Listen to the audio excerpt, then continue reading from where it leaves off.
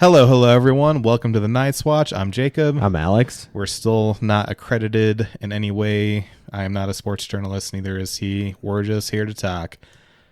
So, folks, lots going on. Well, not really. It's actually pretty dead. It's kind of the doldrums. It's the dead hot. of summer. It's hot. There's no hockey. There's nothing going on. But we did scrape some things to talk about. Some big news. We got a new affiliate officially announced. The Tahoe Night Monsters. Alex, what is a night monster? It is based on the Tahoe legend of Tessie. Tessie, the lake monster, kind of like the Nevada analog to the Loch Ness monster. It's a cryptid. Tahoe's deep. It could have a lake monster. Probably Maybe. doesn't. I But mean, it the water's nice and clean. But, Something could live down there. That's kind of what the logo and everything's based off of. I think it's great. Another team in the state versus having your ECHL team in fucking Georgia. Yeah, so for folks that have not seen it, if you're a sick puppy like me and you're listening to hockey podcasts in mid-July, then you probably did see it. But the Vegas Golden Knights announced a new affiliate deal with the Tahoe Night Monsters of the ECHL.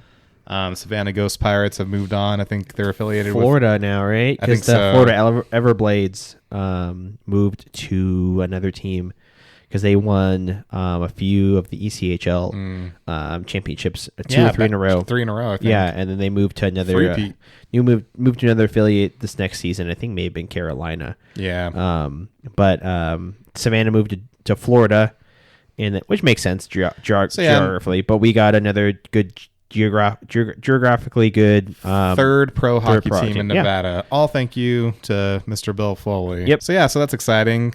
Basically just another farm team for us. Per the agreement, Tahoe players can move to Henderson and Vegas freely. So as expected, I think when we within the state, I think it's great. I mean, it's like a 7-hour drive or like a 45-minute flight. I think when we saw the name and we saw the colors, it was a pretty safe bet who they were going to be affiliated with. But for some reason, they were acting back of your like mind, it's like, oh my god, it might be San Jose. Well, they were acting like it was a big reveal and like a big secret, and I'm like, it's pretty obvious. And then they had their quote unquote announcement the other day. I'm like, oh my god, wow, the Golden Knights and the Silver Knights. Oh boy, and then their jerseys have gold in them. What do you think about shade of gold, and then Knight is spelled with a K. Yep. So what do you think Night about Monster. those jerseys? I love the black. Yeah, the black and turquoise and black and teal, and then the gold accents on that one, like that third jersey.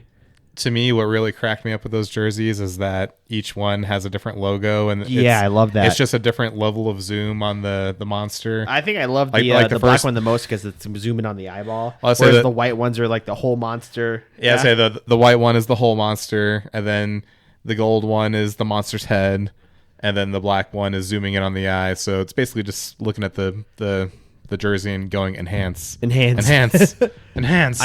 think all three of those jerseys are super nice. I think the colors are nice. I think everything works really well together. Teal and gold really go all together. Despite as much as gold in general. Despite as much as like the hatred of the Sharks, that teal is very nice. Well, I think that's why they did the teal, because Tahoe's closer to San Jose than to Vegas. Oh, 100%. So I think they're trying to pull that demographic. Like, hey, we may be officially a Golden Knights team, but let's hear some teal, have some fun. Look at these colors. Don't you love these colors? Don't you subconsciously think of these? I also love that the feedback that I've seen online is like, these jerseys are beautiful. Like, they're really nice. Yeah. One of the few times people aren't fucking dunking on us for no reason. Yeah. I mean, even despite all of our jerseys being quite beautiful.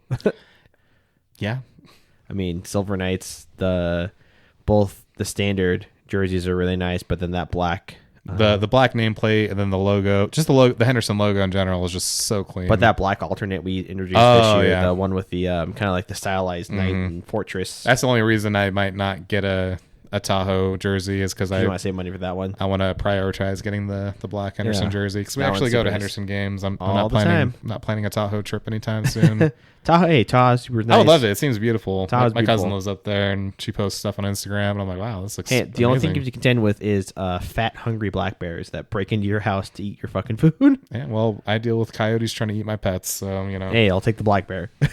Exactly. Coyote or bear, you choose, Jacob. Alex. But yeah, I'm excited. I think that's great for the state, and then that also puts a kind of a roadblock to fucking Alex Marullo. Yeah, that was my first thought. I'm like, hey, you still going to try to move the Roadrunners to Reno? I don't think so, pal. I don't think so. Now you got a ECHL team that's associated with the most popular team in the state. I don't think you're going to get any fucking AHL, Basically, headway. we're just saying, stay the fuck out of Nevada, okay? This is our territory.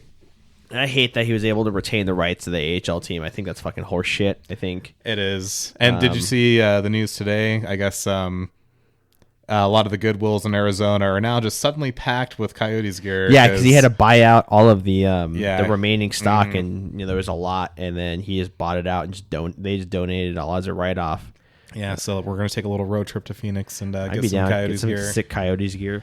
Get that nice reverse retro jersey. Oh yeah, the which one though? The purple one or the orange? The purple one is awesome. Purple one's the best. I think it probably. Orange one's pretty. That cool one's too. sold out. I think pretty quick. The purple one is gorgeous. But it's not orange, Alex. It's sienna. It's desert sienna. You're a desert boy. You should know desert these sienna. things. Yeah, I mean, again, we've talked about it before. Feel terrible for Phoenix hockey fans, but Murillo doesn't deserve to own any rights. in No, this sports. and now let's call it the obvious. The NHL's not going to give up on Arizona as a hockey market. No, they've It's already too many been fielding people. calls. TV market's too good. And despite what people think, they're never going to have another Canadian team. No. Because why would you? Where else would you go in Canada? Oh, what's the one that they're Montreal? Or not No, Montreal. Quebec City. Quebec City. Montreal. Quebec obviously. City, even though they lost a team in the 90s. Yeah, well, Alex, I don't know if you knew this. But the smartest thing the league can do to make money is open up a team. Have a new team in a place where the dollar is worth about 70 cents American, and where players don't want to play because the press is too intense. You'll love to go to Quebec City, where you know what you should do? That's why Winnipeg is doing so great. You know what you should do? Go to Quebec City and not speak any of the language there because they all speak French. Yeah. Just go with some like English-speaking Canadian kid or some American kid, and hope to Hey, God. kid, if you get drafted by this team, you better learn some French real fucking quick. Be like fucking what was the guy defenseman's name in the 90s that forced his way out of Quebec? Eric Lindstrom. Oh, yeah. He basically said, if you draft me, I'm not playing for you. And Yep. they drafted him, and he's like, I'm not playing for you. And so they had to trade him to fucking Philly for Forsberg, I think. Mm-hmm. Good stuff. But anyways, so long story short, we got a new ECHL affiliate, Beautiful Threads. Oh yeah, and one more thing that I noticed about it. I was looking at the official photos from the team account, and they had Chance and Lucky and the Golden Knight and awesome. the Vegas Vivas all there for the event. And the Golden Knight was wearing this new outfit, man. It was not the regular armor. It was this Templar knight type robe. It was a white robe. And then it had the chain. His formal wear. Exactly. I was going to say, when did the Knight get formal wear, man? He had the chainmail cloth over it. Apparently they figured if we win a cup, we got to give him formal wear from now on. That, or maybe they're just it's hot as fuck, man. We're not going to make you put the armor on. We're not going to make you wear full. You have to wear the helmet and the armor? gauntlets and the boots, but you can just wear this little tunic over everything else. Hey, I would take that if I was him. That man Yeah. needs a break from the heat. God. We're going to get into that group. Say yes, folks. This is the main event. This is the headline of today's episode. This is the next hour. Exactly. We are going to get into our projected lineups for the Four Nations face-off.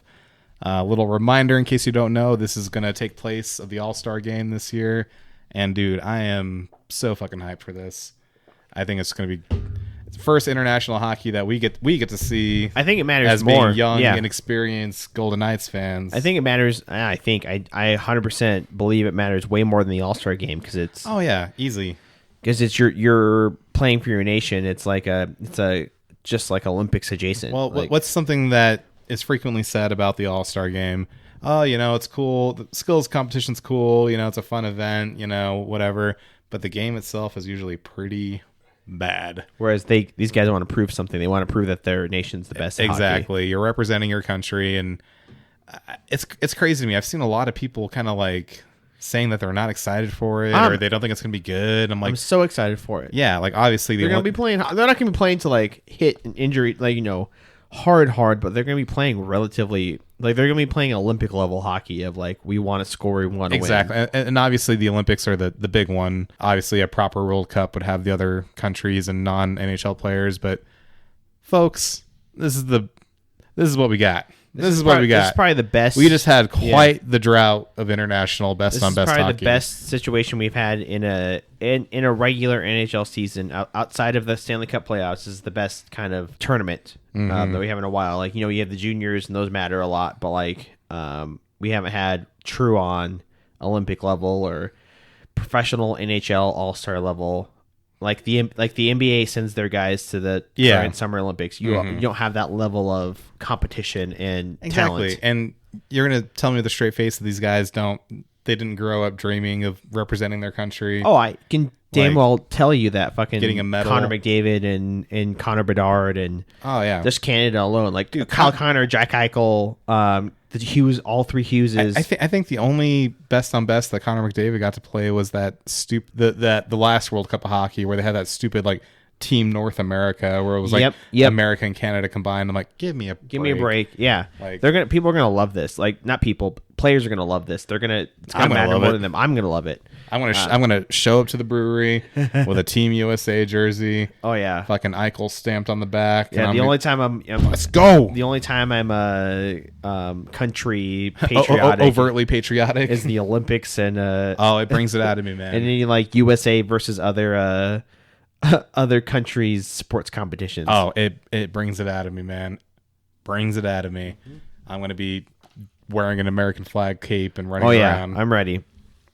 So we can get into it. I mean, so I think we both built our kind of like ideal like lines and groups. So I don't know about you, but I try to do just like a standard, because I don't know what the actual rules are. So I just try to do like a standard 32-man roster. Yeah, I kind of did. I assume that every team is going to do 3 goalies, and then I try to keep like an extra 4 and extra defensemen. But I think 1 or 2 of these I was looking at the list. I'm like, I'll give you 2 defensemen. So what I did was 4 lines of forwards, 3 lines of defensemen, 3 goalies, and then I had a 5th line of forwards who I think could play, and then a 4th line of defensemen that I think could play. So full sets of black aces. Exactly. They could just bring along. It's not any set rules. Yeah. So we can. Yeah. We'll go through our lineups. We'll pick them apart, and do you want to go first? Should I go first? We have you up. Let's see you go first. We're gonna start with Finland. Team Finland. So of course, I don't have it in front of me, but I know for a fact that we both captured them. But each team did their first 6, not their top 6, their first 6. As in, these are the 6 players that are definitely going.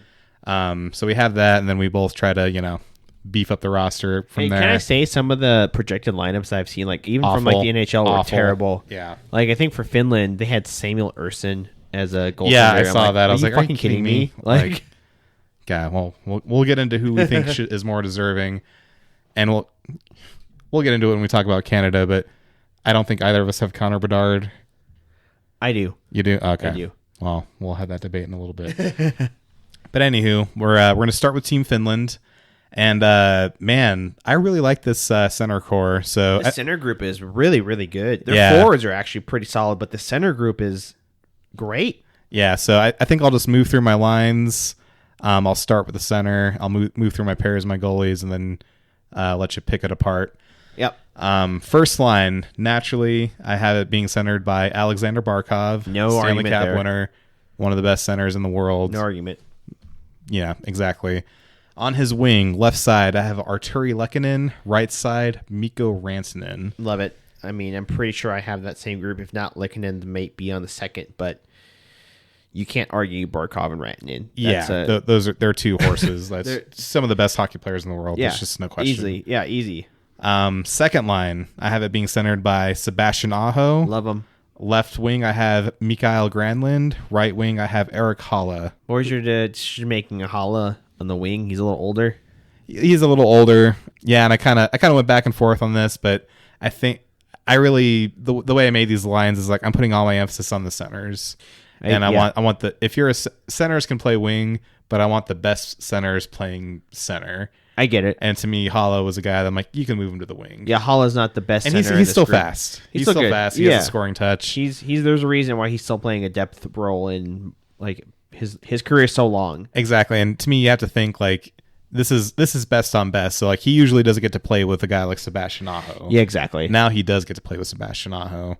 And then this next line, I love this one. I love this line too. So I love this one. Third line, I have Rupe Hintz in the middle, and then on the left I have Teuvo Turbo Teravainen, and on the right I have Matthias Michelli. Man, Matthias Michelli, he's just looks so good now with Utah from going from Arizona, but he's just been so good. We saw him a fair bit in Henderson playing for Tucson. So good. Just and a scorer. A lot of projections I saw either had him not there at all or like as an extra, and I'm like, this kid is so good. Great. He is fucking great. He's going to be a top 6 role in Utah and be scoring. Oh, easy. And he 100% and then playing with Rupe Hintz. And Teravainen. Rupe Hintz is fast as shit. Rupe Hintz sets up fucking Robertson all day, every day. Yeah, So I love this line. I almost feel like you might be able to just flip these lines cleanly if you want, And yeah, you can like reorder these ones because these guys are so like they're all these guys from Finland are like Swiss Army knives basically. Oh yeah, they can go up and down the lineup anywhere they want to. Like Rantanen can score, but the man can check and hit and do everything he wants to. Barkov is an elite two-way. Hey man, good forward. Hockey players come from Finland. Who would have thought? Sebastian Aho, elite two-way. Rupe Hintz. We haven't gotten to your fourth line. Yeah, fourth line, and I love this fourth line personally. So in the middle, I have Anton Lundell. On the left, Barkov I Jr. have Baby Barkov. On the left, I have A2 Luosterainen, his teammate from Florida, and on the right, I have Eli Tolvanen. Another good player that's like underrated, I think, for me. I love Tolvanen. He's been great in Seattle. They picked him up on waivers. Great in Seattle, and he was great he was great with Nashville too. It's just he wasn't scoring, but his role's not scoring. He's like a good two-way, just all-around forward. And I think it's funny that I know we talk about some of these two-way forwards. There's a reason why Florida won the Cup. 3 of these guys are on their team, and 3 of these guys can play elite two-way forward. And you best believe I kept that in mind because I don't know about you, but when I made my lineup, I was like, I'm prioritizing, winning. Yeah. I'm prioritizing experience. I mean, look at that top line. That 3 of those guys won a Cup. Exactly. Lehkonen, Barkov, Rantanen, and then two more guys won a Cup on that team is Luosterainen and Lundell on that forward. And then Aho and Hintz, they've been on deep runs. Yep. Hall is a veteran. Teravainen was on the Canes. I mean, he went to Chicago this year, but he was on the Canes on those deep runs. Halla and Aho's been on runs. Hintz have been on deep runs. Granlund's been here and there with the Predators before he moved to San Jose. And was he with Pittsburgh before the Preds? I'm not sure. He probably. I think so. I think so. Before he signed a different contract. So a lot of these guys are like deep run playoff guys. I think I don't think Finland wins. But I would call Finland more of a dark horse. I think they're going to be a tough out. Put it that 100%. way. I think any of these 4 teams really... They're all stars. Let's be real. When they decided we're going to ramp up international hockey... It's not like we playing Slovakia. Exactly. We only had the logistics for 4 teams. Like they picked these 4 teams for a reason. Yeah, you pick these 4 teams because all of these guys are in the AHL. It's not like you're playing like Slovakia or like the Czechs where the Czechs just won the world. It's like they have David Pastrnak, and then they won the world championships because Pastrnak decided he wanted to play because he was out of the playoffs. Whereas these teams that we have, these 4 nations, all of these players are high level NHLers. Mm-hmm. Maybe aside from like a couple, but most of these guys are on a team that's good or they are very good in their own right. Let's get into your defense. Yeah. So defense. All right, first pair. On the left, I have Esa Lindell, and on the right, I have Miro Heiskanen. Love it. Dallas teammates, right? Easy. Heiskanen shoots left, but he often mostly plays on the right for Dallas. Heiskanen's just a workhorse. He's elite, and generally, I believe guys should play on their natural side, but like when it's talent at this level, like he'll be fine. And like I said, I think he played 100%. He always plays on the right in Dallas. So yeah, Heiskanen's as much as Dallas gives me fits, but Heiskanen is just so good.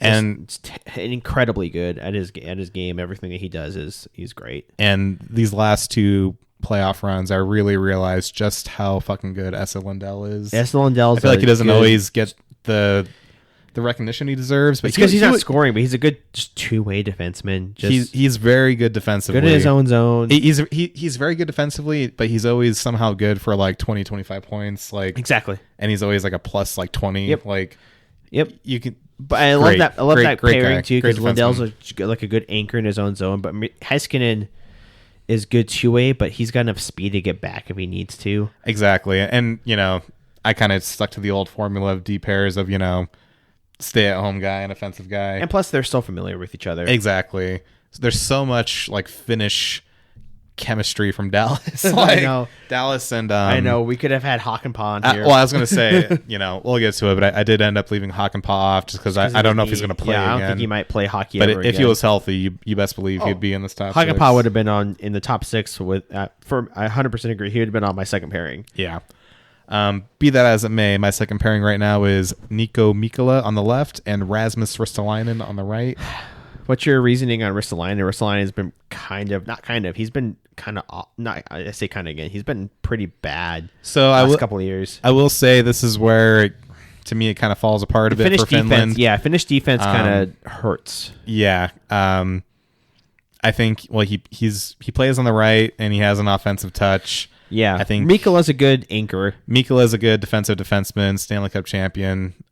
Basically, my thought with this pairing is, I think Mikkola can cover for Ristolainen, and I think Ristolainen is going to have some juice for being in an environment where the games actually matter. And I think I think he'll push the pace a bit.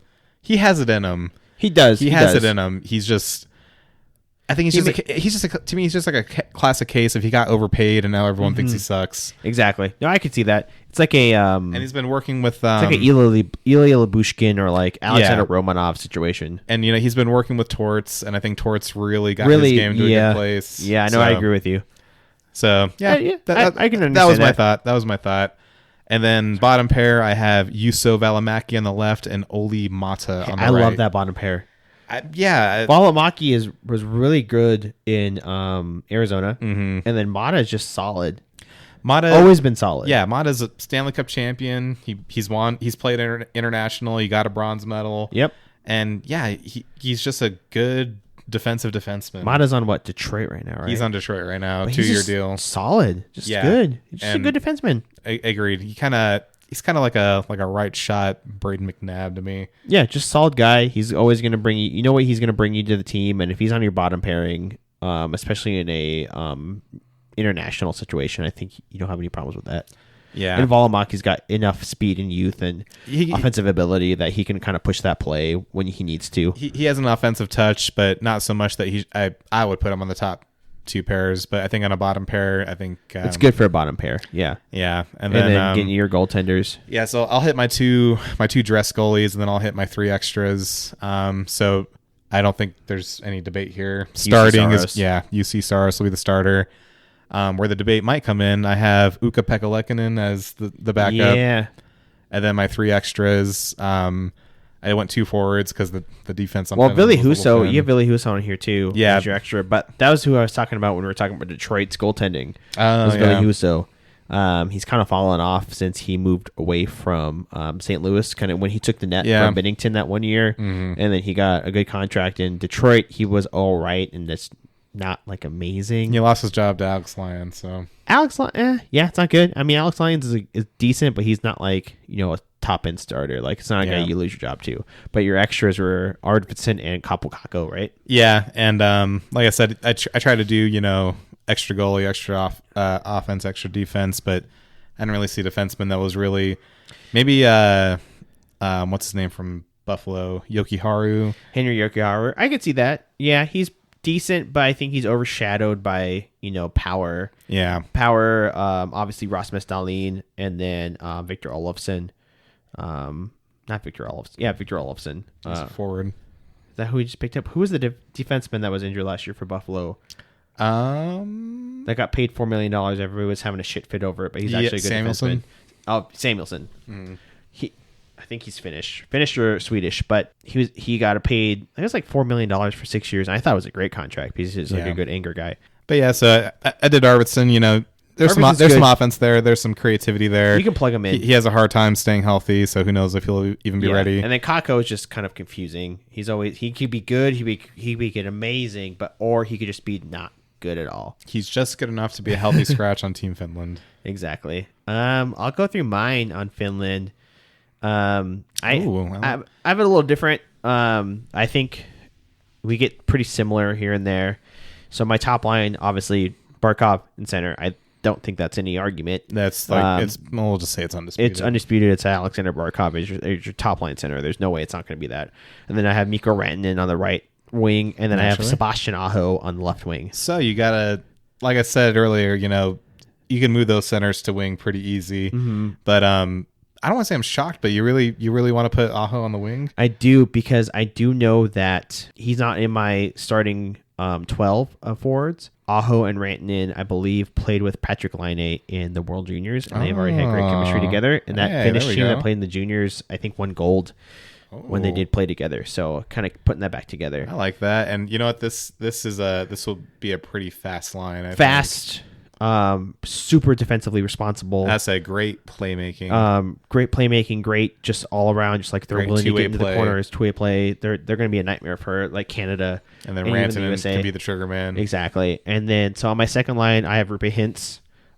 Instead of, you think you had him on your third. Mm-hmm. So I have only because I had Aho as my 2C. So I moved Aho up as the first left wing. So I have Rupe Hintz, and then with Teuvo Teravainen and Artturi Lehkonen, so kind of shifting those a little bit. Love that. I think Teravainen's usually on the left, isn't he? Usually on the left, but these guys can play anywhere. At this level, they'll play wherever you tell them to play. Yeah. I love this line. A lot of offense on this line and a lot of speed. Great shots, great speed, great play. And then on my third line, I have Mikael Granlund as the center, since she's traditionally a center. Mm-hmm. And then I have Matthias Michelli on my right wing. I think we agree on that he's making this team.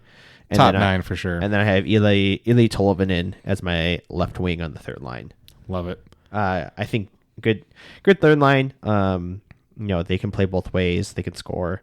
Yeah, I would say there's scoring here. There's offense here. No complaints. And then I think basically we have no difference on this fourth line. Is Lundell at center, and I have Kakko on the right wing on this line. You have him starting, and then I have Eetu Luostarinen on the left wing. So Luostarinen and Lundell, we agree on. They're playing just naturally. They're going to play together. And then I have Kakko, just because of his size. Yeah, I think he does have ability, but his whole problem is that he plays on the New York Rangers. Yeah. And that's a lot of offensive talent exactly. to try to and I don't think he has to be an offensive talent on this team. I think he just has to use his size and his speed and his hands more. Mm. And then for the forwards, I actually included like a group of 3 on a fifth line that I could see being put in. I have Eric Halla. Mm-hmm. So I have him out of the lineup. I could see why he's in the lineup on your end. He's a little older, but he's responsible, veteran. Still fast. Could do a lot of things.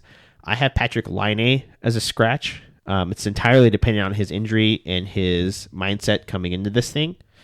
And I didn't even include. And then I have Jesper Kotkaniemi.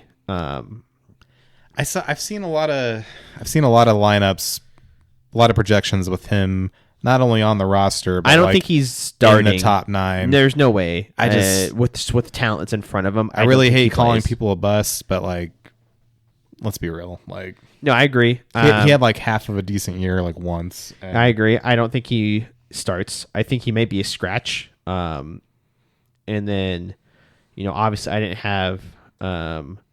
Also, you said Arvidsson for Finland. Arvidsson's Swedish. Is he? He is. I'm gonna Google this. You continue with your analysis. And I'm gonna Google. Unless I looked at the stats wrong. But our defense is pretty similar. You're right. He's Swedish. Okay, so on my defense, fairly similar. I have Esa Lindell, Miro Heiskanen. We've already sung their praises. Pair. Same top pair, the great guys. The Dallas boys. Then I have Nico Mikkola. Again, we agree on that. Then I actually have Henry Jokiharju. Yeah, I totally see why. I do not hate that. I have it with Mikkola. Again, he plays well. He's good. He's good for Buffalo, which means he's going to be good for Finland. And then I have just reversed. You can put this anyway. I have Olimata and Yusuf Al-Holmaki. So out of one guy, we agree on this defensive grouping. Yeah, I was about to say this is pretty close. And then for the scratches I have for defense, I have Vakanainen from Anaheim, and then I have Rasmus Ristolainen scratch just because kind of his kind of fall from grace from Buffalo. Yeah. But I could see him playing. I don't think you have a bad problem with him playing. Don't sleep on him, man. Don't sleep on him. And then goaltending, I don't think we we agree on this. It's Soros and Pekka Lokinen. I have Korpisalo instead of Huso. It's it could go either way. It's a technicality at that point. So Sweden, I think we can go into Sweden. I will go with my Sweden first since you started off with Finland. Let's do it. I see immediately that we have the same first line. Yeah, so centers, we'll start off with centers. I have Elias Pettersson. Naturally, guy is amazing. He deserves everything he's getting. He's a great player. And then I have William Nylander on my right wing and then Philip Forsberg on my left wing. I don't think you really have an argument there. No argument, no complaints. That is a nasty, sexy first line. Yeah. And then on my second line, I have Mika Zibanejad as my second line center, Adrian Kempe as my right wing, and then Jesper Bratt as my left wing. You have Zibanejad that high? I do. I think in international play, he's going to be better. In the playoffs, he wasn't great, but I think in international play, he might be a little bit better. I could see Carlson taking that spot from him, honestly. I think just talents in scoring, not saying that William Karlsson's not talented. William Karlsson's one of my favorite players in the NHL. William Karlsson had 31 goals. Yeah, he's amazing. Year. But Zibanejad's playmaking ability is at such a high level. But it is, but you're taking away a high level winger away from him, if you know what I mean. Yeah, Kempe and Bratt are great, but you're taking away Panarin. Yeah, with Zibanejad, I just have a bad taste in my mouth from the playoffs, but he really disappeared. I do agree. He kind of has a habit of it, and I'm like, well, if you disappear in big games, well, this is a big game, yeah. Yeah, the offense is there, but I don't know. I don't know how to say this without sounding like an old head, but he's just a little too soft for me. I can see that. I can agree with that. Yeah, I agree with that. On my third line, I have obviously William Karlsson. He's our boy. He's our guy. Oh yeah, love him. Make us proud. Love him. 71. He's amazing. I have him paired with Lucas Raymond on the right wing, and then Leo Carlsson on the left. So he's paired with a couple kids. I'll say so. You got the other Carlsson and Leo Carlsson. Leo Carlsson. I think he's just got so much potential. We'll see. So do I, but that's kind of what I meant earlier. I'm like, obviously we may have our different viewpoints. I'm like, I'm not looking at potential. I'm looking at where you're at right now. I think what can you do right now? I think he can really show up in a tournament like this. I really do. Well, plus the game's in February, so if he has a great season, exactly, he could have a fucking by Christmas we can be like, yeah, he's a shoe. He could have a 75-point season locked and loaded this year. If he's playing with Mason McTavish and Troy Terry, or if he's playing with Zegras or whatever. I think he's locked and loaded and ready to go. My fourth line, I have obviously Elias Lindholm on center. I think he deserves a spot in this team. Then I have Victor Arvidsson as the right wing. Because Victor Arvidsson is Swedish. He is Swedish. He is not Finnish. Not Finnish, Jacob. That is egg on my face. And then I have Joel Eriksson Ek on the left wing. And then for my forward scratches, I have Alexander Winberg at center, Gustav Nyquist at right wing, and then William Eklund as left wing.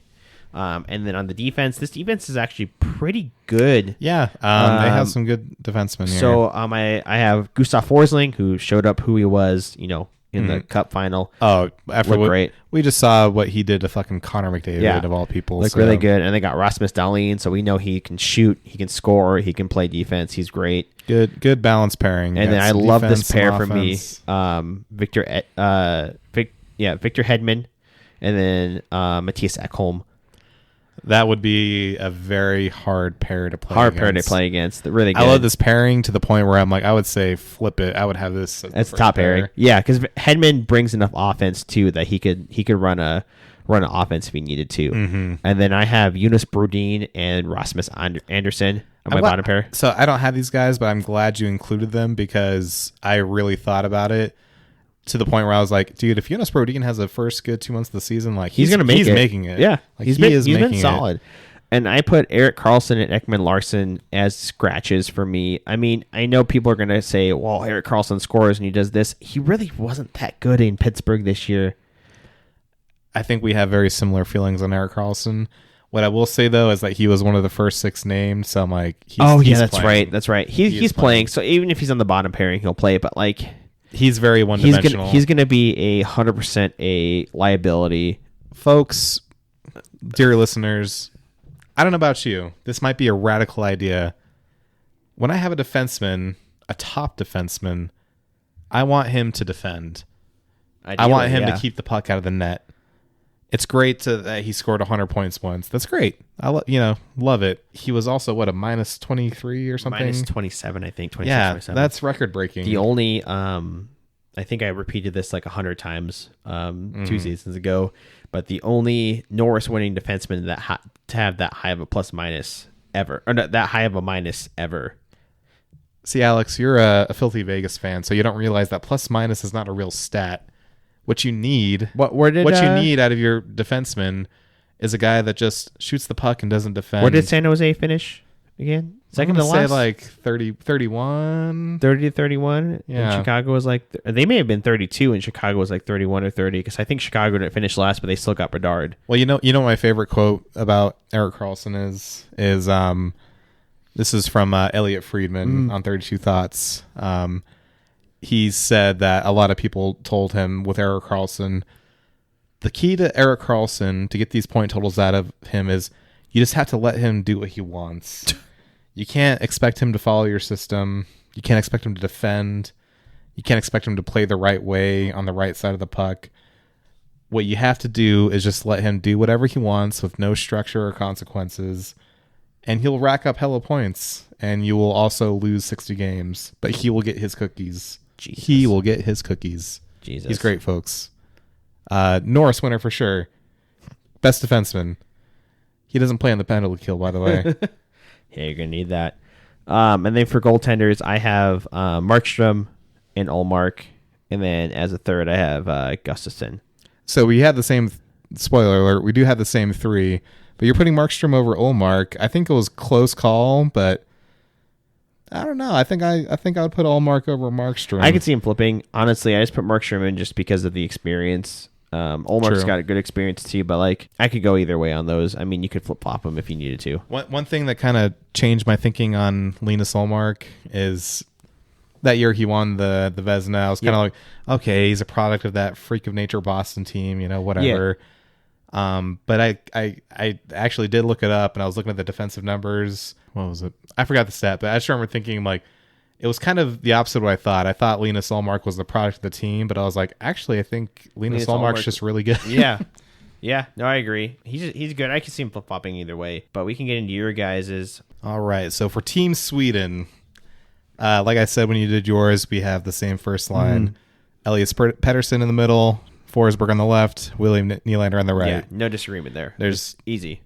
Sexy line. Fantastic line. And then you get way different. Yes, I do. All right. Second line, centered by William Karlsson. On the left, I have Lucas Raymond. On the right, I have Gus Nyquist. So we do have Karlsson and Raymond paired together. Yeah, I think, well, you and I and other Vegas fans know quite well that William Karlsson makes everyone around him better. He is one of those centers that elevates the play of whatever winger he's playing with. I really like Lucas Raymond. I think he really hit the next level last year. Yeah. No, I agree. I don't know about you, but down the stretch, I found myself watching a lot of Detroit games. Yeah, because I mean they were so. They were in that playoff race. They were in that playoff race, and at times it felt like kind of a race to the bottom. But when it started to get close, it certainly got exciting. And I agree. What I really saw from Lucas Raymond was, we all know his skills and his ability to score goals, but it was really, for me, it was that ability to dig deep and find that next level and find the goals when you needed them. Kind of reminded me of Marsh. Yeah, and he's still pretty young, like very young. I think he's like only like 21, 22 maybe. I think he's just starting to enter his prime. I agree. And then on the right, I have Gus Nyquist, which I think was a healthy scratch in your team. Yeah, I had him on a scratch. Alex, did you not watch the Predators this year? Did you not watch the Predators this year? But I know he was good. I knew he was great. He was great. He was on that first line with O'Reilly, who is basically William Karlsson. Yeah. Yeah. So that was my argument for that, is that he's got the ability to play with a top top end center. Yeah, and William Karlsson, great two-way center, and then I think he can unlock Nyquist the way that O'Reilly did. Little Swedish meatball, dude. You gotta have some faith. Yeah. No, I'm not mad at this line or this group. And then third line in the middle, I have Joel Eriksson Ek. On the left wing, I have Adrian Kempe. On the right wing, I have Jesper Bratt. I think I had Bratt on the second line, right? You did, and I think there's an easy case for that. Same thing with Adrian Kempe. Another thing I try to keep in mind when I was making these lines is like I feel like you want to spread things out, you know? Yeah, I can see that. I tried not to overload one line. But Joel Eriksson Ek, man, he's really good. He's good, yeah. I think if there's one thing that Minnesota fans and Vegas fans have in common, it's having a Swedish center and saying, you don't know how good this guy is because you don't watch our games. Exactly. No, that's how we feel with William Karlsson, and that's how they feel with Eriksson Ek. Yep. He's great, plays a similar game, and I think adding the firepower of Kempe and Bratt, like that is a scoring line right there. That is easy. That's and a line Eriksson that can really put it in the net. Is so two-way responsible too. Is he can get back for when they're going to score, but he can also be a playmaker. Mm-hmm. Yeah. And then fourth line, I think this is where we probably differ the most. So that's where Eklund. We both had Eklund on the fourth line, right? I thought you had him as a scratch. I did have him as a scratch, but so my fourth line, I have Mika Zibanejad in the center, the aforementioned William Eklund on the left, and then Elias Lindholm on the right. Maybe I'm being a little too hard on Mika, but like I said, I was really not impressed with him with the Rangers as through this playoff run. Yeah, there's unquestionable talent there. There is. I just also kind of present it as like this isn't so much a playoff as it is in season thing, but I can also see from your argument that it's a high pressure situation. It's a big game. It's the first international hockey a lot of these guys have either played ever or have played in a long time. I don't know. Even now I'm looking at it in front of me and I'm like, he's too low, but then I'm like, who do you put him over? Exactly. Yeah. I just like Karlsson and Eriksson Ek more. Yeah, and then you have Leo Karlsson. To me, they're just more complete players. Yeah, no, I can agree with you. Deeper compete. Yeah, they both have had long runs. I mean, Zibanejad has had long runs in the playoffs, but he hasn't had successful runs, if you know what I mean. Whereas Eriksson Ek was like a parent when they would have runs. Karlsson obviously won a Stanley Cup.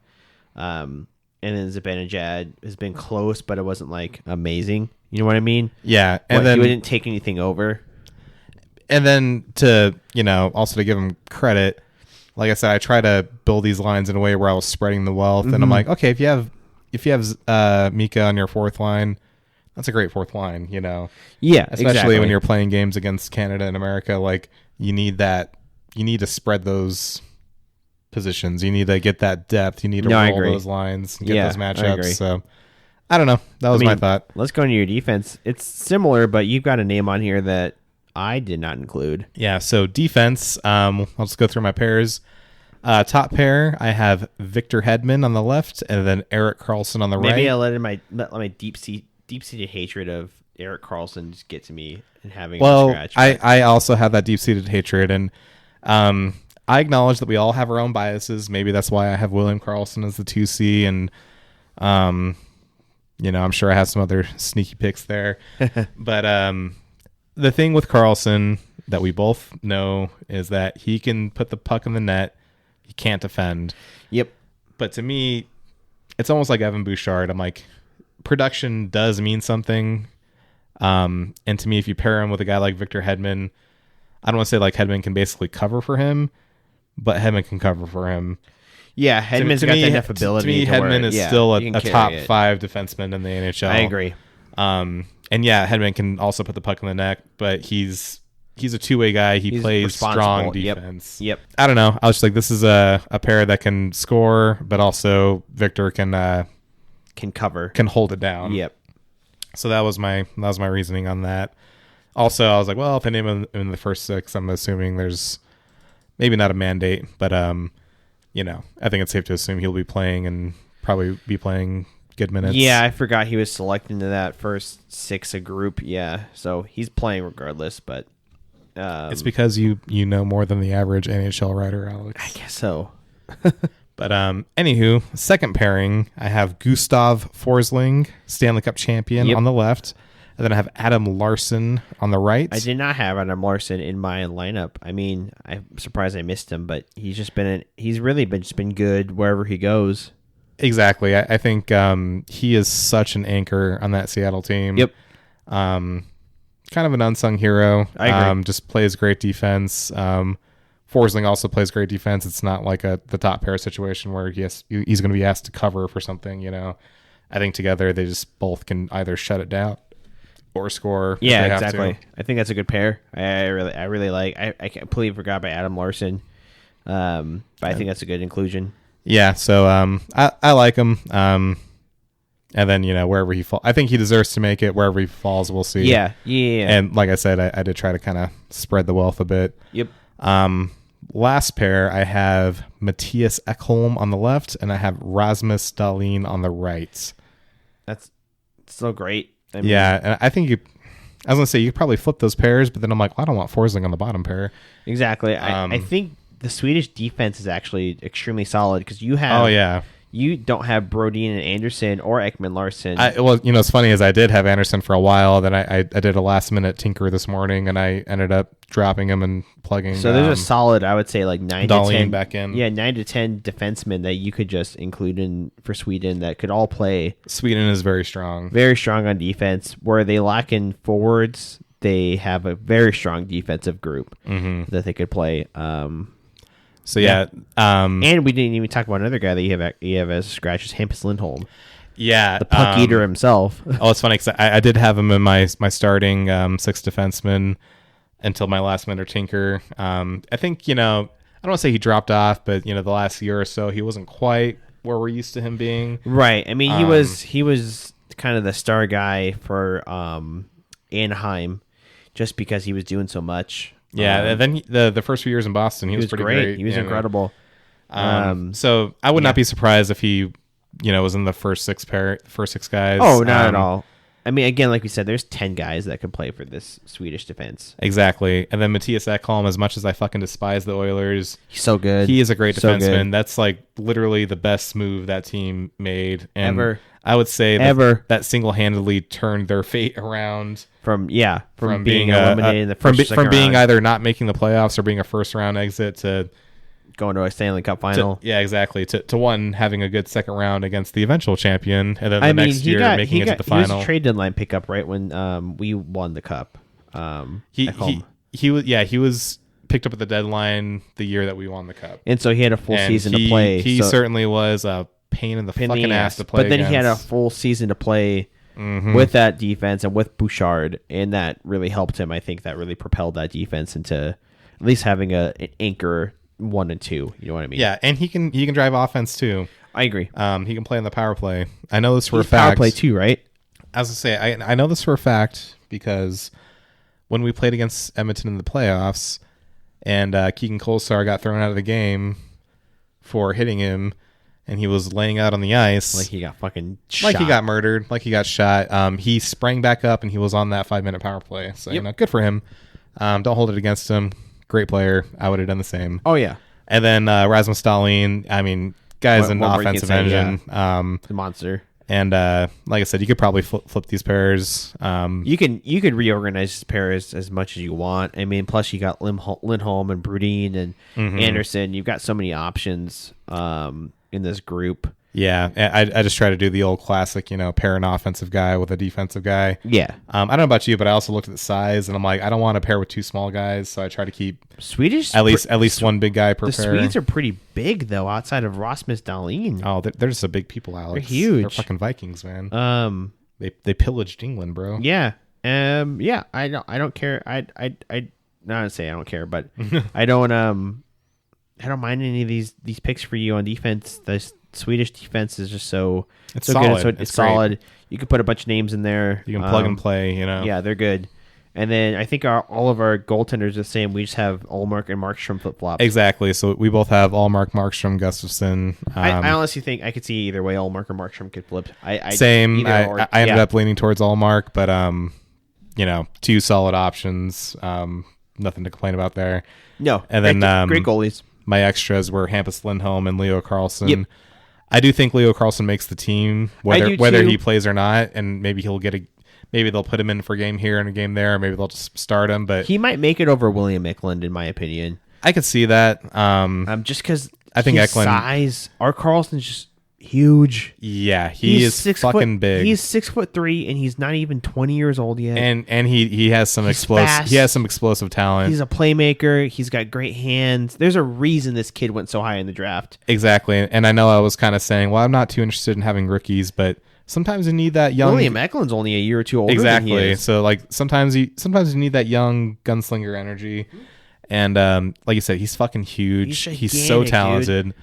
And we saw him at the rookie. at the rookie face-off.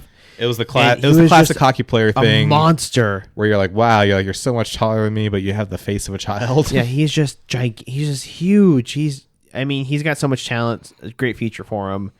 If he doesn't make this team, so be it. I mean, he'll make an Olympic or another Four Nations team in a couple of years. But I think he's got a spot in this team as long as he can beat out Eklund. To me, I'm like, he has to be on the team. I agree. Whether he's a scratch or a starter, maybe that's a question. He's kind of like an X factor guy that some teams just don't have. Yeah, and I will say, one thing I kind of thought about too with this environment, you're not building a team in the sense like, well, who's going to play an 82 game NHL season and then who's going to play 10 games? Exactly. You're thinking who can be good for 2 weeks, and a rookie can certainly be fantastic for 2 weeks. Exactly, so. Especially if you get in a fire and I'm like, you're going to fucking get a gold medal and be like, your nation's going to love you for, next couple months. Exactly. So your team that you're on may suck and not may do anything, but you're going to go back home to Sweden. They're going to love you because you won a Four Nations Cup for the NHL. Exactly. So I think Sweden has a pretty strong group. Very strong group. But with all due respect, I think we're about to we're about to get into the juice here. Get into the fucking anger. So I think we can go do your Team Canada. I will do my Team Canada first. All right. Yeah, I'm in. So we'll hit my Team Canada. So obviously, man, look at these fucking names, dude. Like this is insane. I think it goes without saying it's Connor McDavid as the number one center. Unquestioned. Then I have Mitch Marner on the right wing, and then Zach Hyman on the left.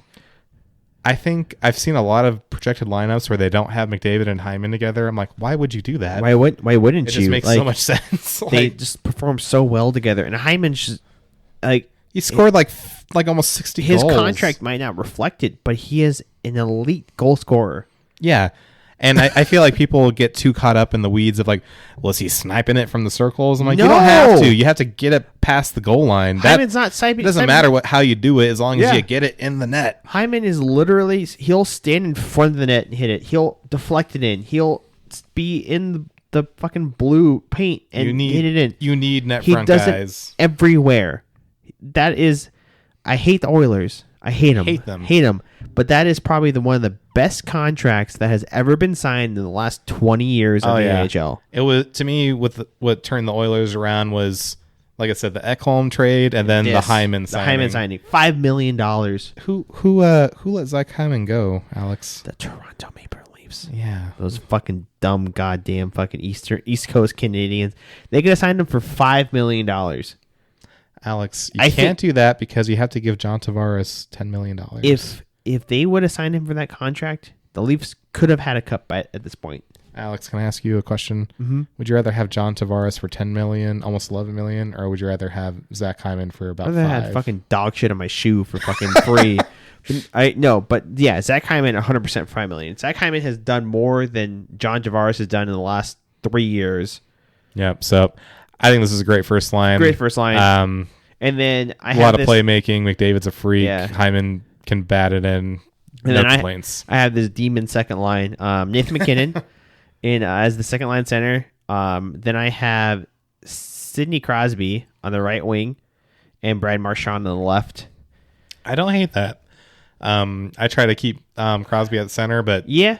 No, honestly, I can totally agree if Crosby was your third line center, fourth line center. Can I ask you something? Mm-hmm. When you were making this line, was all the noise that was always going on about McKinnon and Crosby and how they want to play together?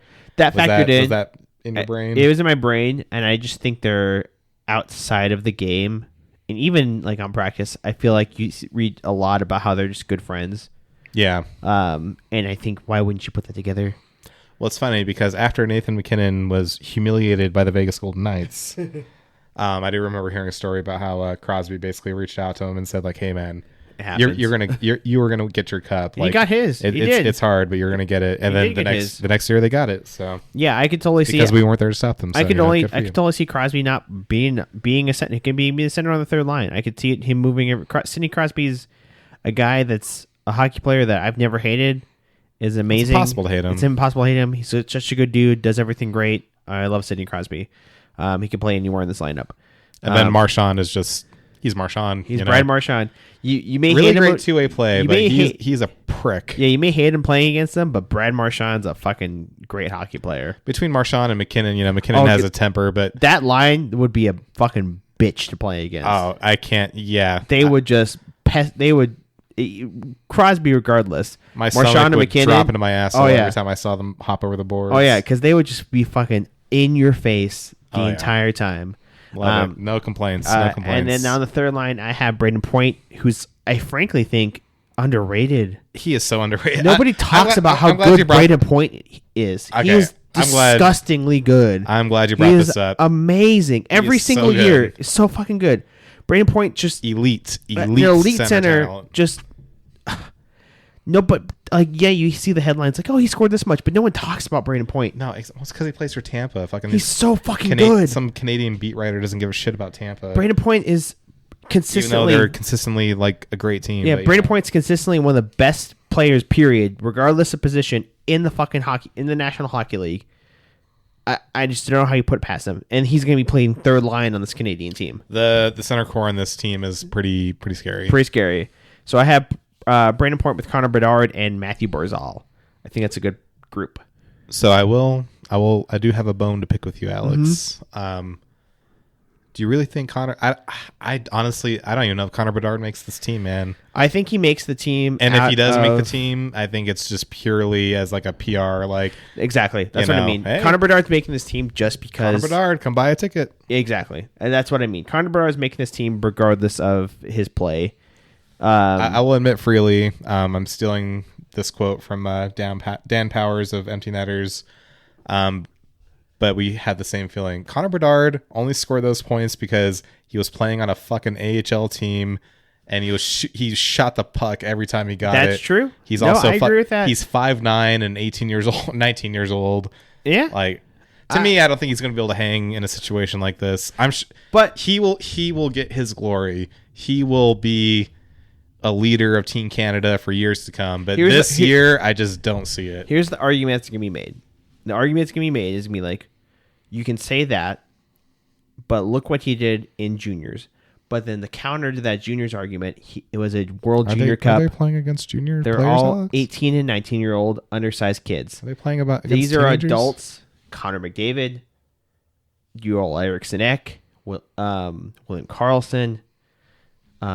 We haven't gotten to the USA team yet. He can really shoot the puck, but the Kachucks. You can't shoot it when fucking Matthew Kachuk's elbow is in the back of your skull. Chris Kreider. You can't shoot the puck when Jack Eichel is stripping it from you and then just smoking you, leaving you in the dust. Mika Zibanejad's there. William Karlsson's there. Joel Eriksson-Ek's there. Gustav Nyquist. The kid ain't ready, Alex. The kid ain't ready. I have him in just on PR and talent. And that's why I have him in, just because he's the big name. I could see him not making it, honestly. Yeah, I'll be real. Let's be real. They're gonna pick him. He's gonna pick him. And then my fourth line, I have Robert Thomas. He quietly had a good year this year. I feel like honestly, because I have him in my lineup as well, and as much as it's hilarious and fun to clown the St. Louis Blues, he had a good year.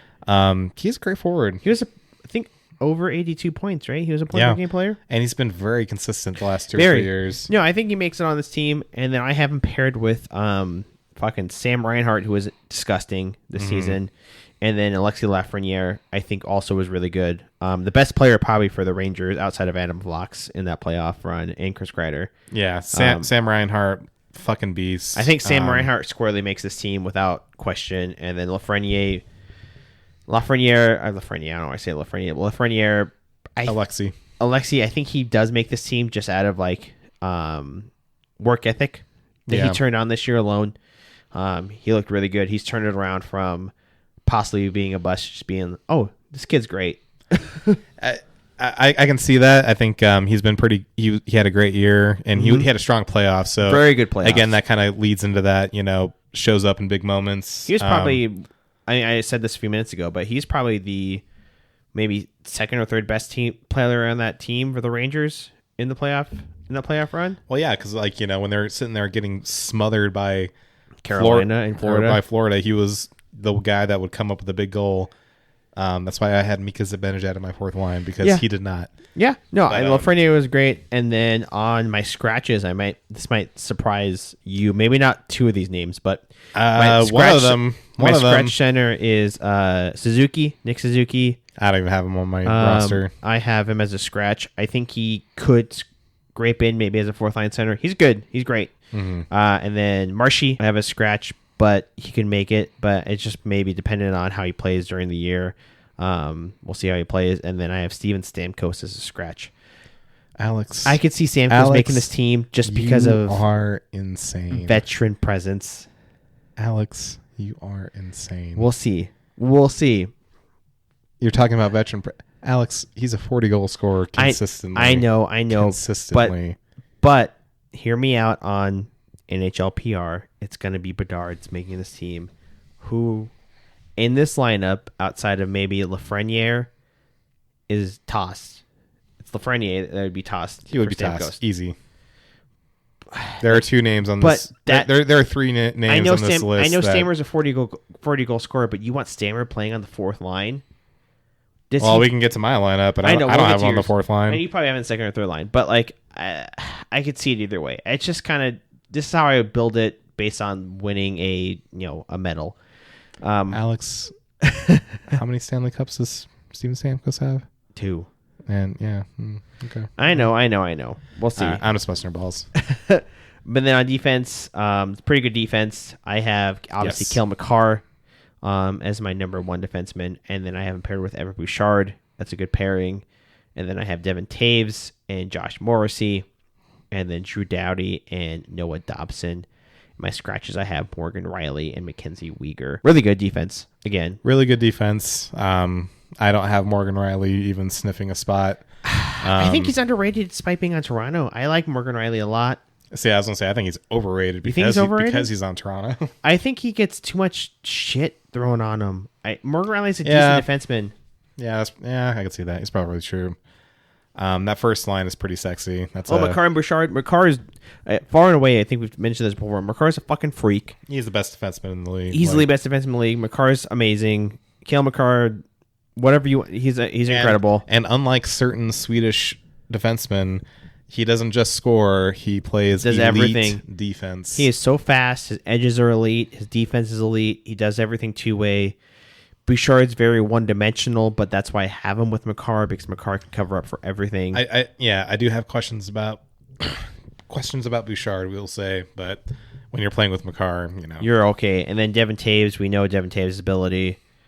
Just a lockdown two-way guy. Josh Morrissey, same thing. Good two-way guy, but also really good offensive ability. Yeah, and I think his defense has really grown the last year or two. And then Drew Doughty is just a fucking anchor, man. Drew Doughty is just great. Despite everybody talking shit about he's getting worse, man's getting older. Come on. Of course he seems a little slower. He is in his mid to late 30s. He's going to look slower, but he's still an elite defenseman in this league. And then Noah Dobson is just so good for the Islanders. He really lit up the season, really picked it up. And then even then, if you want to swap somebody out, Mackenzie Weegar is so good. And that's a win for the Flames in that trade outside of Jonathan Huberdeau. Weegar, they got one good thing out of it. Yeah, Weegar is just so great. He's really good. I love Mackenzie Weegar. And then the goaltending, it's kind of rough, dude. Outside of Hill, I mean, I love Aiden Hill, but this is not a. Can you tell me that this group is better than Sweden? Or I don't think this group is better than Sweden. I don't think it's better than Finland. I agree. I mean, what Sweden? This is easily the weakest trio. Yeah, I would say so. Yeah, because Canada I have as Aiden Hill, Jordan Binnington, and then Stuart Skinner. Obviously, we love Aiden Hill. We'll sing his praises for days, but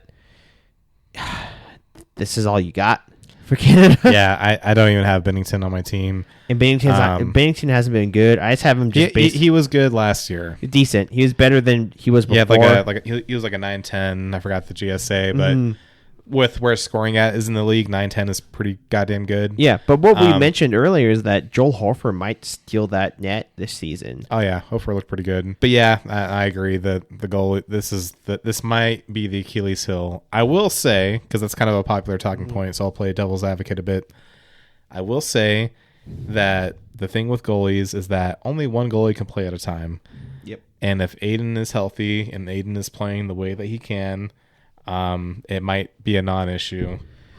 Yeah, no, I can see that. If Aiden Hill comes into this season and continues the season the way he started last season, and I don't know about you, Alex, but I periodically like to look at replays of our cup run and games that we won. And he was disgusting. Yeah, I feel like there are a lot of games where, like, oh, Marchessault had a hat trick, so that's where the attention is, but Aiden Hill was back there making elite stops. He's got the ability. When he's at the top of his game. I mean, look at that. He is fucking huge. He is fast. I remember with Leonard, my big criticism of him was like, yeah, he's big. Yep. He's big and, smart, but like if he's down, he's fucking down. When Aiden Hill goes down, he springs right back up. Dallas series, he looked really good still when he came in. Oh, yeah. Overall, the depth chart for goaltending is pretty bad in Canada, but if Aiden Hill can pull through, then he can eliminate that weakness if he's healthy and if he's playing well. No, I agree. Let's move into your Canadian lineup. Let's do it. It's a little different. So one thing that we have the same, undisputed first line center, Connor McDavid. Yep. What more is there to say? It's Connor McDavid. It's Connor McDavid. On the left wing, I also have Zach Hyman because again, why would you split those up? Unfortunately, I'm not a NHL.com writer trying to generate clicks, so I'm not going to do stupid things. Yep. On the right, unlike you, because I have a brain, I have Steve Stamkos on the right because to me, he is the perfect trigger man. To me, that just adds this overwhelming level of offense on this line. Connor is, he can score, but what he really loves to do is just have the sickest dishes and the sickest passes. I don't know. To me, this is, and then Connor and Zach are fast enough where if Steve is slowing down, to me, this is going to be a very hard line to shut down. Second line, I think we kind of have our undisputed second line center, Nathan McKinnon. On the left, I have Brad Marchand. So and on the right, yep. I have Mitch Marner. This one, I think Marchand and Marner, they both have that really strong two-way game. They both play really strong defense, but they can score. Kind of got away from my normal formula where I'm like, there's not really like a trigger man, but at the same time, I think McKinnon can score more than enough. And Marner can put the puck in the net. They all can. So to me, this is just going to be a very versatile line that can defend and can score. Third line, Braden Point, which I think you also had on your 3C. So this center core for fucking Canada is going to be a fucking problem. Really good. Yep. On the left, I have Robert Thomas. And then on the right, I have Sam Reinhart. So most of these guys we agree on. Braden Point, again, like we said, incredibly underrated despite being so good. And then Robert Thomas, I know he's a center, but I bumped him to the wing. He shoots left. You wanted to move another center somewhere. And well, you kind of have to, because I will say when I was putting this lineup together, I'm like, left wing, man. Canada doesn't have a lot of left wingers. I know it's not always a glorious position, but they also don't have a lot of right wingers. They don't have a lot of wingers or goalies, period. They have a lot more centers and defensemen than anything. Someone has to dig the puck out, Alex. Someone has to get the puck off the boards. Like, I don't know what they're doing up there. But anywho, and then on the fourth line, I have Sidney Crosby in the middle. Yep. I know.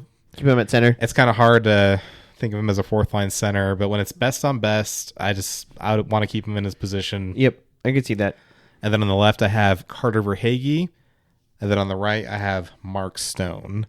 That's a good fourth line. I mean, I just didn't have Mark Stone on knowing that he might be fucking in the hospital. Might be in the hospital, but knowing that Bedard's probably going to be ahead of him. And then I ranked Marshy ahead. Mark Stone is a Stanley Cup champion, Alex. And so is Jonathan Marchessault.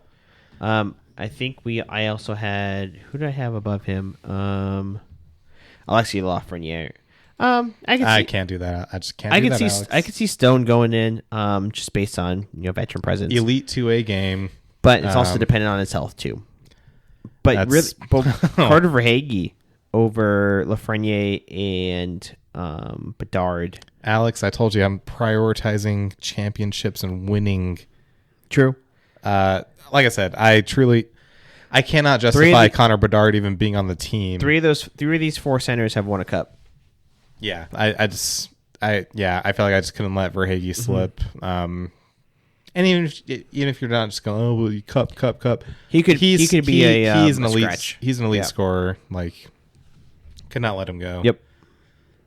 For defense, first pair I have Devin Tays on the left and Kel McCarr on the right. So that's basically the first pair from Colorado, and let's be real, it's the best pair in the league. Yeah, no, I agree. To me, I was like, well, they know each other, they play well, they're both elite talents, they have all that chemistry. Why ruin a good thing, right? I agree. Second line or pairing, I have Josh Morrissey on the left and Evan Bouchard on the right. Mm-hmm. This pairing leans a little too much towards the offense, maybe. I do think Josh Morrissey's defense has gotten better. Bouchard can't defend for shit, but his offense is so overwhelming that I think it kind of covers it up a bit. Yeah, I don't know. Now I'm questioning myself. Maybe I'm not married to this pairing. And then bottom pair, I have Vince Dunn on the left and Noah Dobson on the right. So you even have Drew Doughty. I don't. I mean, I think there's an argument for him to be there because I could see Vince Dunn making it too. And I completely forgot Dougie Hamilton. Yeah, I have him as an extra. Because he was injured all last year too. I think Noah Dobson really had his coming out last year. Great two-way defenseman. Vince Dunn, I think also has a strong two-way game. I think he might be a little more known as an offensive defenseman because of the role he plays with the Kraken. But I think he plays that role because he has to. I think if he's allowed to slip into a defensive role, right, he'll really excel. He did that well in St. Louis. Yes. And then for my extras, I have Dougie Hamilton and Jonathan Marchessault. We both have Marchessault on our lists. Yep. I would say that we're biased Vegas fans, but he's not a Golden Knight, so are we really? Anymore. I mean, if he can, going up to the All-Star break, if he can replicate the pace of a 40 goal a year, I think he squarely either is a extra on this team or at minimum on a fourth line role. Can I share with you a fun fact? Mm-hmm. So I think there's this kind of narrative going among Golden Knights fans that are just desperate to not feel horrible about losing Marchessault. But there's this idea of he only had those points because he played with Eichel. It's all because of Eichel. He's actually not that good. There's only a small fraction of his points, right? I was going to say, do you know how many primary assists Jack Eichel had on Jonathan Marchessault goals this year? It's less than 5, right? 2. Jesus. Jonathan Marchessault scored 43 goals. Only 2 of those goals, Jack Eichel was a primary assist. Wow. So I'll just leave that out there. And he's also smart defensively, and he plays physical, and he knows how to play. Great player. Yeah, he's probably going to be playing with Ryan O'Reilly. Maybe I'll bump out Carter Verhaeghe, put Marchessault in. I can see that. Yeah. I mean, it's entirely dependent on scoring. I think he can keep it up. I don't think there's a reason why he couldn't. Yep. Especially if, Ryan O'Reilly's your playmaker center. Yep. And then my goalies, Aiden Hill. I think that's kind of the unanimous best Canadian goaltender right now. I do have Stu Skinner in number 2, and then I put Connor Ingram for my 3. I really love Connor Ingram in his game. But let's be real, the 2 and 3 don't really matter. Doesn't really matter. Yeah, it could flip flop anyway. But yeah, I think Skinner is a little over criticized and a little overhated. I would agree with you. Yeah, I mean, I don't mind that. I mean, what other Canadian goaltender can you think of? Maybe Logan Thompson outside of Ingram and. It sounds egotistical because we're thinking of Golden Knights goaltenders or former Golden Knights goaltenders, but let's be real here. I think for large stretches the last 2 years, Aiden Hill and Logan Thompson were the best Canadian goaltenders in the game. I mean, Fleury's too old and he wasn't good. I love Fleury, but he's 64 years old? Almost 40. And then Matt Murray's terrible. Awful. I don't even know if he's going to play. Tristan Jarry is not. It's American, right? He's Canadian, but he's Canadian. Bad. I can't even think of another Canadian goaltender outside of that. That's good. It's all these kids, man, that grew up watching the Sidney Crosby Golden Goal on YouTube. I'm like, I want to do that. I don't want to be a goalie. Mm. No, it's rough. I mean, Patrick Waugh is turning in his grave. He's not dead, but he's also turning like in his grave. only in his 40s. He's turning in his grave. Let's get the Team bell of the ball. America. This is where it gets interesting, baby. This is it. You want to go first? I'll go first. All right. So this first line I realize will be controversial, and I will also acknowledge that I did steal this from Empty Netters. But once I saw it, I could not argue the logic. It's a good first line. The composition alone is just so intriguing to me. So this is where I'm going to sound like a homer, but that's why I threw out that bit about Empty Netters. You know, this I just followed along with someone else's idea. First line center, I have Jack Eichel. On the left, I have Matthew Tkachuk, and then on the right, Kyle Connor. I saw a lot of predictions leaving out Kyle Connor. Fucking ridiculous, dude. Kyle Connor is a 40-goal scoring machine. He is a fucking sniper. Animal. He is an elite talent. Anytime that the Winnipeg Jets have a chicken shit chance of sniffing a playoff spot, it's because of Kyle Connor and Mark Scheifele, who is also heavily underrated, in my opinion. And then, yeah, I just love the composition of this line, man. I know the argument already is going to be Austin Matthews should be the first line center, and it's kind of hard to argue with that. But what I will say is that when I look at who they're going to be playing against, I don't want to say that, you know, your team should be built to stop Connor McDavid, but I kind of feel like it has to. And I kind of feel like I would rather see Jack Eichel take that matchup before Austin Matthews. Oh, 100%. Even though Matthews, he's great defensively. His defensive ability's really grown in the last 2 years. He was nominated for a Selke this year. Yeah, he's really gotten really, really good. I know he's known for his goal scoring, but I don't know, man. And again, maybe this is my bias showing through. This is a Golden Knights podcast, folks. It's a Golden Knights podcast. But Jack Eichel's skating, his compete level. Just everything.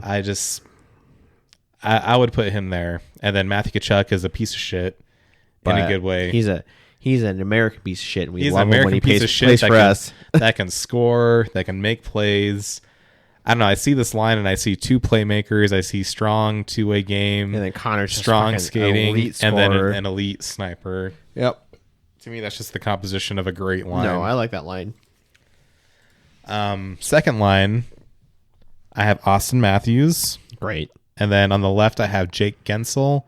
On the right, I have Clayton Keller. Kind of the same thought where I'm like, okay, if I'm going to commit to this Jack Eichel on the first bit, then obviously Matthews is the second line center.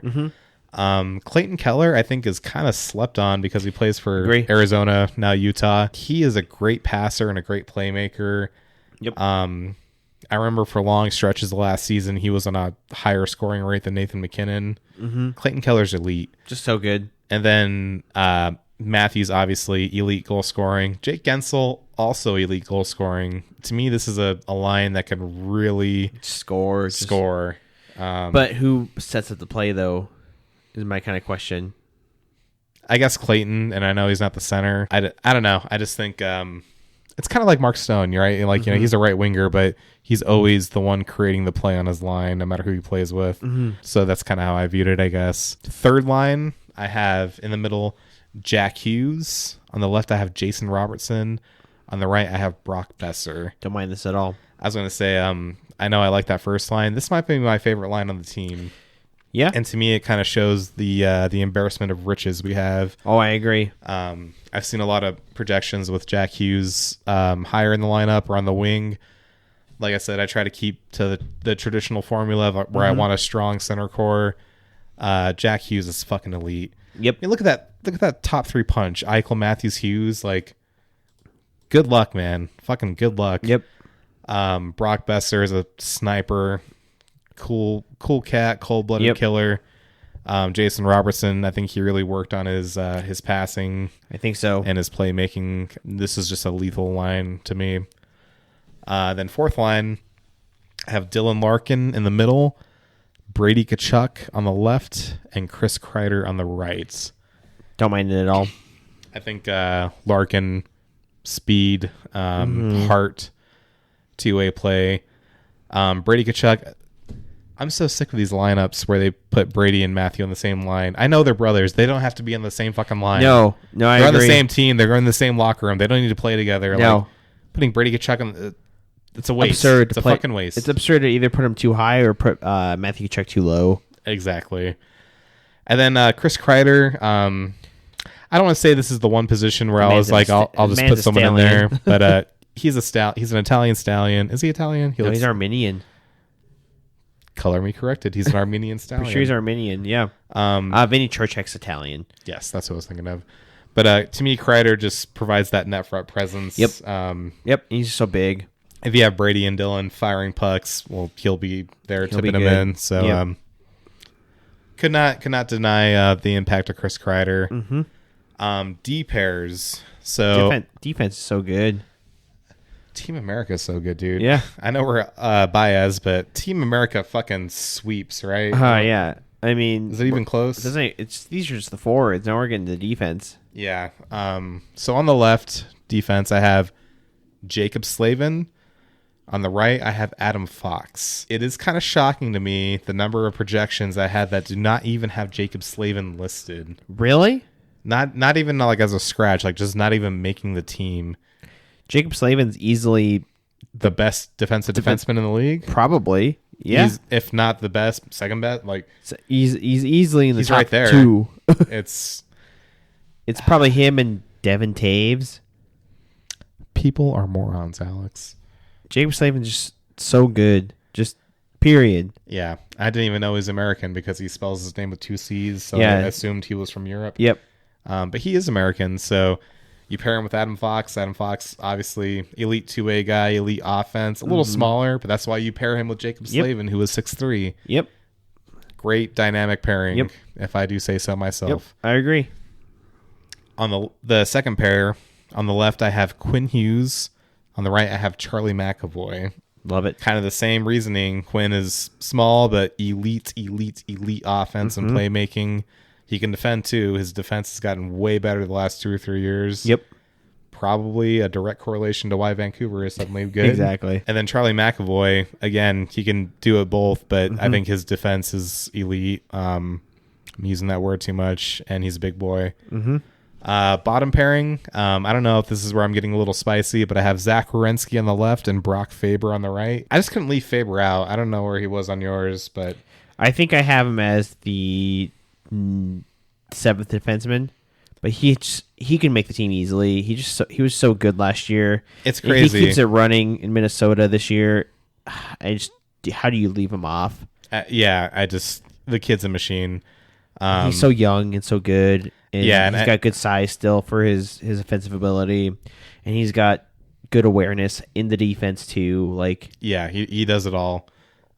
He's still so young. He's what, 20, maybe 21, something like. I think he's a kid. I think last year he was up for the Calder, so last year was his rookie year. So maybe even a teenager. So he's young. Faber's good. Yeah, and then Werenski's a little more of a veteran, can kind of anchor him down, cover up if he has to. And then goalies, we have an embarrassment of riches, folks. Disgusting.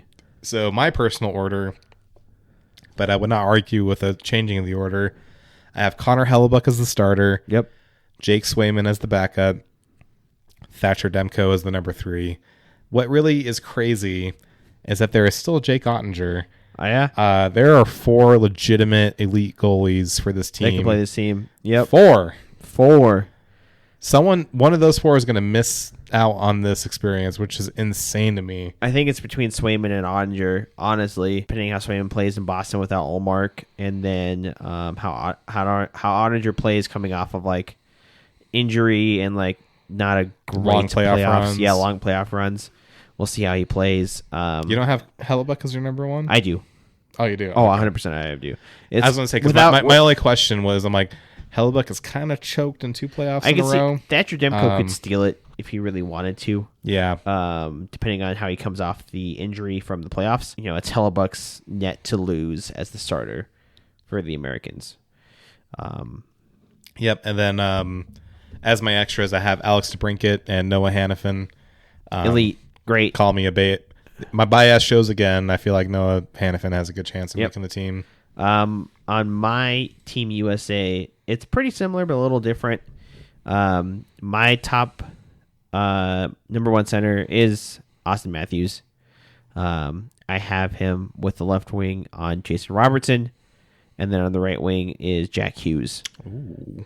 Pretty great scoring line, but you have also that elite playmaking of Jack Hughes, Robertson passing more, but all 3 of those guys can score at will. So what you're saying is you want to see Austin Matthews score 5 goals a game. Exactly. That's my goal.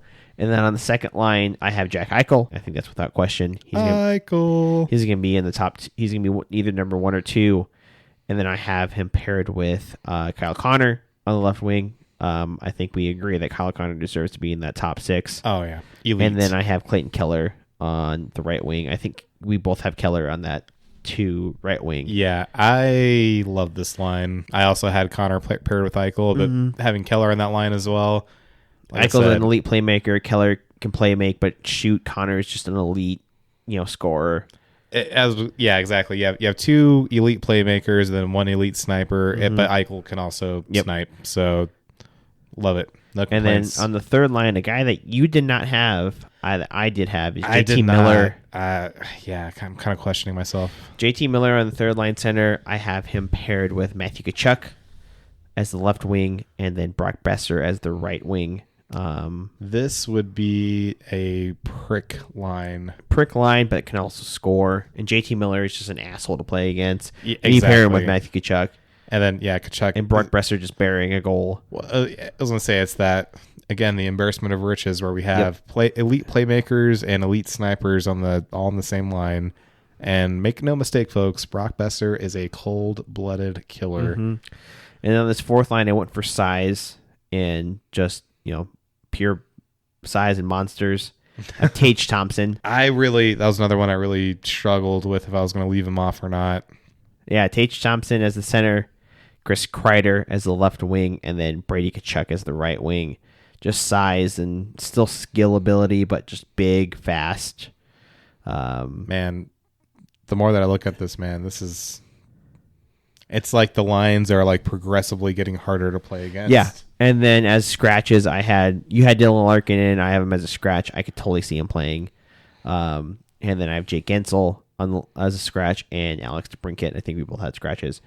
I could see all 3 of those guys making this team pretty easily. Larkin and Gensel maybe a little bit more easily, but if the team decides I want to go, we have 2 scoring lines to 3 scoring lines, and that fourth line just going to be a bitch to play against. You have guys that are just gigantic. Yeah, I feel like, granted, we're both not super experienced with international hockey, so it's like, do you just want to overwhelm them with skill? Mm-hmm. Do you want grit? Do you want, But even then, I'm like Tage Thompson, like he's not a fucking plugged guy. Like, I can check really well. Like, no, he's fucking elite. He's a top. He's a number 1 center. Yeah, this last year wasn't great, but that year before, man, like he was disgusting. He's like, I'm like 6'6". I'm also very fast, and I have very disgusting scoring ability. Yep, exactly. And then going to the defense, I have Quinn Hughes and Adam Fox on the top line. So I thought about doing that, but you could break them up if you want. I think they're both a little small. Yeah, I think Hughes is under 5'10", and I think Fox is right at 5'10", 5'11". Yeah, but both under 6 foot for sure. But Fox is a little bit more physical. Yeah, and regardless of size, that's elite puck moving right there. And then I have Jacob Slavin and Charlie McAvoy. You didn't leave Jacob Slavin off your list? Why would I? The man's elite. So you're not a writer for NHL.com? Okay. I guess not. All right. And then I have Noah Hannafin and Zach Rowinski as the bottom pairing. I like that. And then as my 2 defensive scratches, I have Brock Faber and Brady Ski. Can't go wrong.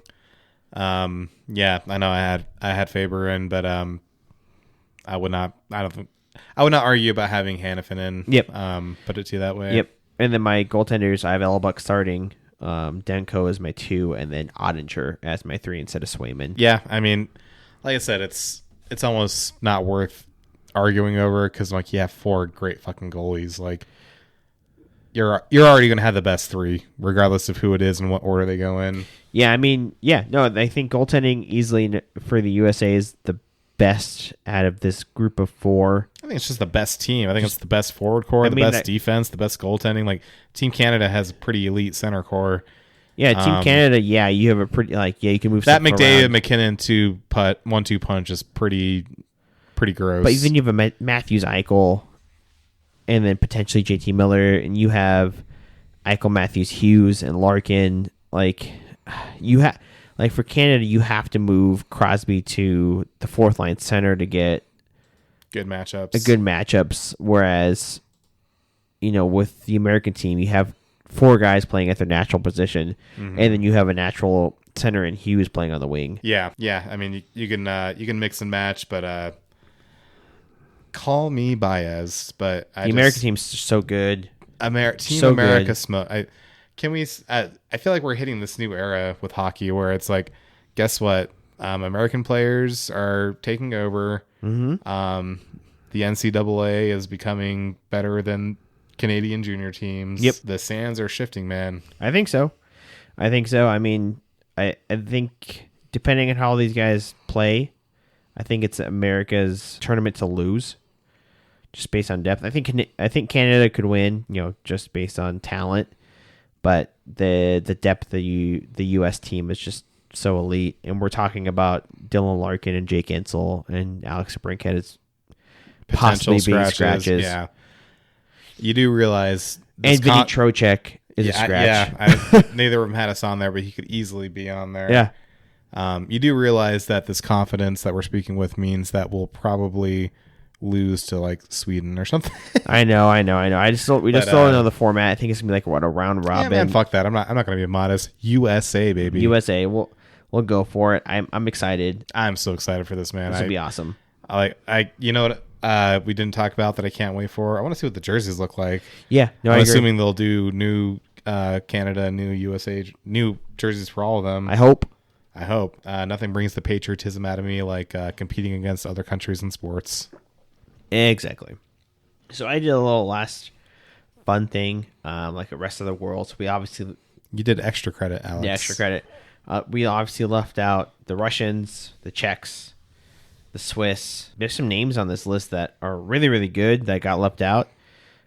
Even this rest of the world team that I kind of like slapped together might be a team that could finish 2nd or 3rd in this group. Oh yeah, this is So I have Artemi Panarin at center as top line center, and then I have David Pastrnak at right wing, and then Nikita Kucherov at left wing.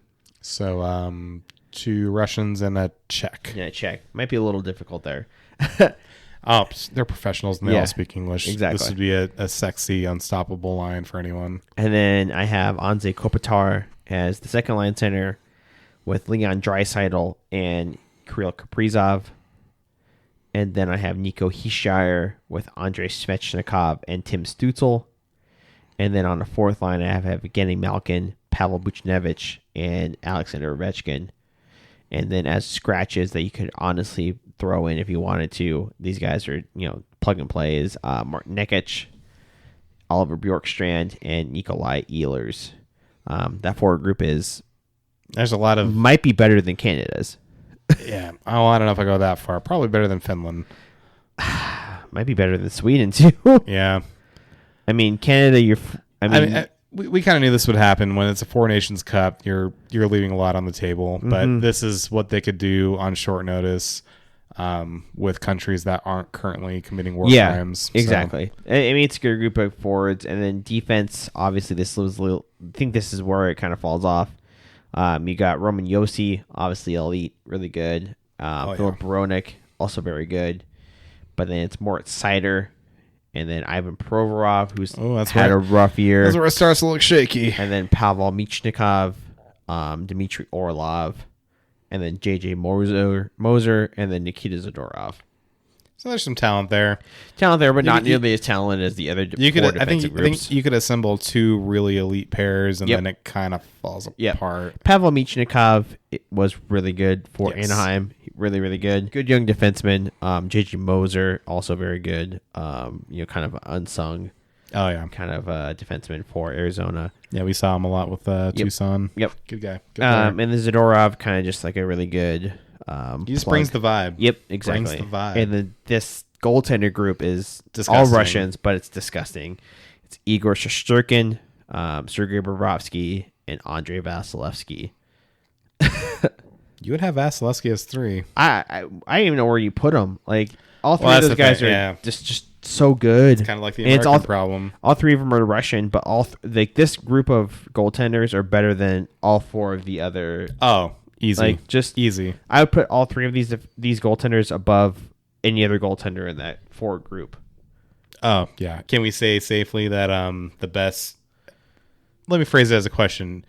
Who makes better goalies, America or Russia? Russia right now. I'm going to be patriotic and say America. Well, not right now. Russia... Bobrovsky, he can fall apart. Look, I'm looking Vasilevsky had a weak year. I say right now, maybe not right now. USA right now, because those 3 defensemen are a little bit not defensemen. Sorry, three goaltenders are a little younger.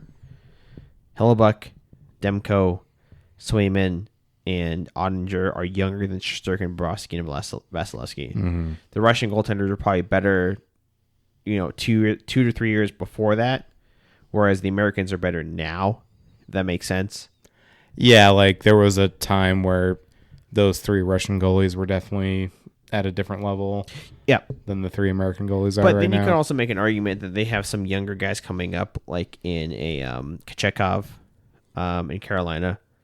Very good. Mm. And then Askarov is still young, but very good. Played 3 NHL games. So. Yeah. But I think as of right now, I think the top goaltenders, obviously, I would say Shesterkin's probably number 1 or 2. Vasilevsky is up there. Bobrovsky's in that top 5 to 6 conversation, and then it's filled up with Americans after that. Mm-hmm. And then the Canadians are outside of the top 10. The moral of the story is and then you have Canada Freddie Anderson is going through a goalie crisis, folks. The last time the goaltenders in Canada were that good was, I think, the last incredible Canadian goaltender is probably Marc-Andre Fleury. Yeah, it's kind of crazy. It's like, because it wasn't always this way. I mean, Canada has some used legends. To be dominated Patrick Waugh, Martin Brodeur, Curtis Joseph. It's Canadians. If you're listening, get in the net. There's no shame in being a goalie. It's a great thing. Yeah, you can be the next great Canadian goaltender. I mean, there's plenty of room. There hasn't been. There is plenty of room. There hasn't been an incredible one in a while. I mean, Aiden Hill's great, but he's not like elite. He's great, but you know what I mean? He's not like legendary status Canadian goaltender. Stanley Cup champion. He's Stanley Cup champion. Bobrovsky, Russian, and then the Avalanche. What was that? Kemper? Darcy Kemper. Is he Canadian or American? I have no clue. But he wasn't that great. You know what I mean? He wasn't he was definitely, games. he was. Jordan Binnington got them there. Jordan Binnington had a great run, but there was like that one run in St. Louis. It kind of fell apart pretty quick. Vasilevsky is an animal. And then Tristan Jarry and Fleury. I mean, but they were kind of aging out from then. Yeah. Jarry was just never that good, and then Fleury is just old. And then Jonathan Quick's American too, right? Jonathan Quick is American. So like a good chunk of the last goaltenders are American or Russian. Yep. So yeah, Canadian goaltending hasn't been good in a while. Just hasn't been elite at least. You got to keep the puck out of the net, folks. Yep. It's important. But we are past 2 hours. I think we really got this one going. This is the longest episode we've had ever. Hopefully, you guys listen to all things or break it up in 2 parts. Hey, listening to it on the way to work, on the way home. There's no shame in hitting pause and coming back. Multiple gym sessions if you want to. I do it all the time. But hey, man, thanks for hanging out. We are definitely, like we said, we're in the doldrums here. Mm-hmm. We're in the dark days. I'm honestly impressed that we got 2 hours of content out for an episode. No, I think it's great. I think the Four Nations really helped us out, and I think You're talking about that talent that's out there. Really kind of helped us out on thinking about what that's going to look like in February. Hey, we told you guys we'd keep coming at you with hockey content, and we made it happen for another week. Exactly. We got another about month and a half till training camp, maybe a little bit more longer. I'm going to kill myself. Hey, we'll come back at you. I think we'll talk about Golden Knights' opinions on, that unnecessary hatred of the Knights. And we'll get into some things that we might not have time to talk about in the regular season. Yeah, maybe do a little some deep dives. Yeah, deep dives, and maybe we'll get some opinions out there. Do a little Stanley Cup rewind of where we were at and what we're doing. Maybe we'll bring in some other fans, share some stories, swap some more stories. Exactly. I don't know if you guys know this, but in our 7 long years of pain, there's a lot of dark times that we have to share. Yep. Tough stuff. But yeah, thank you for hanging on. And, if you listen to this whole 2 hours, really appreciate you sticking around. Thank you for hanging on. We'll be back next week. And in the meantime, stay gold. Stay gold, my friends.